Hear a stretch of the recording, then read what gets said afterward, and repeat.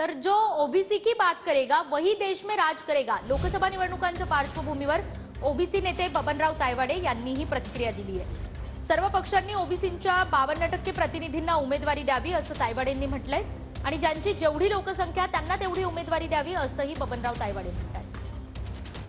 पक्षांची उमेदवारी लवकरच जाहीर होणार। राष्ट्रीय ओबीसी महासंघाची या संपूर्ण निवडणुकीत काय भूमिका असणार आहे, कुठल्या पक्षाचा प्रचार करणार आहे किंवा काय असणार आहे? हे बघा की आज संपूर्ण देश हा ओबीसीमय झालेला आहे।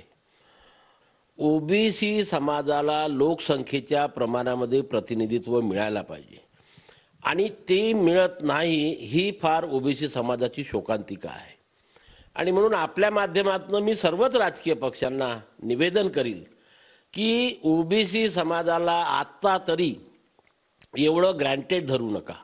आतापर्यंत ठीक आहे, ओबीसी समाज हा जागृत नव्हता, स्वतःच्या अधिकाराची त्यांना जाणीव नव्हती, परंतु आता सर्वच ओबीसी समाजातनं एक नारा पुढे येतो आहे की जो ओबीसी समाज के हित की बात करेगा वही देश पे राज करेगा।